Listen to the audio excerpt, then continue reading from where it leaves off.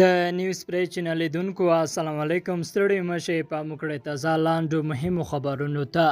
سعودي عربستان د عمره حج بیا پیلېدو اعلان کړی. ویلي دي چې د روان کال اګست میاشتې له 10 نیټې څخه به د هند، پاکستان، اندونیزیا، مصر، ترکیه، ارجنټاین، برازیل، سویلي افریقا او لبنان پرته د ټولو هیوادونو حاجیان وکولی شي چې سعودي عربستان ته د عمره حج لپاره مستقیم الوتنې ولري.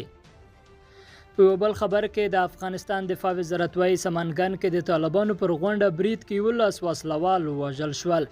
د افغانستان دفاع وزارت وايي چې په سمنګان ولایت کې د طالبانو پر غونډه هوایي برید کړی دی. د برید تیر مازدیګر د حضرت سلطان ولسوالۍ په غازیننګ سیمه کې شوی چې د وزارت د خبرپاڼې له مخې 11 تنه پکې وژل شوي او نور ژوبل شوي دي. خبرپاڼه کې راغلي چې برید کې د طالبانو یوه اندازې وسلې، مهمات او تجهیزات هم له منځه وړل شوي دي. طالبانو تر اوسه د دفاع وزارت د دغه ادعا په اړه څه نه دي ویلي.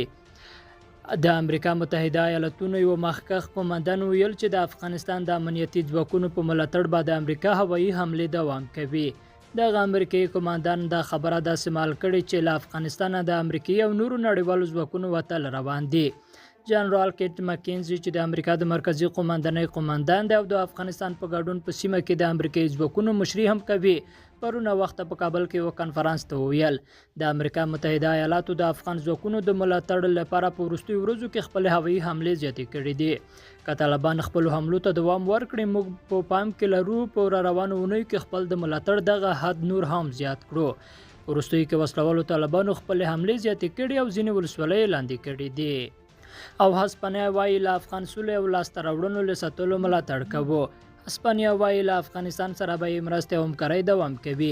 په کابل کې د هسپانیا سفیر د بهرنیو چارو له وزیر حنیف اتمر سره د لیدنې پر مهال ویلي چې په افغانستان کې د روانې جګړې د ختمېدو جدي اړتیا ده او دوی هڅه کوي خپل د دریځ له نړیوالو سره هم شریک کړي.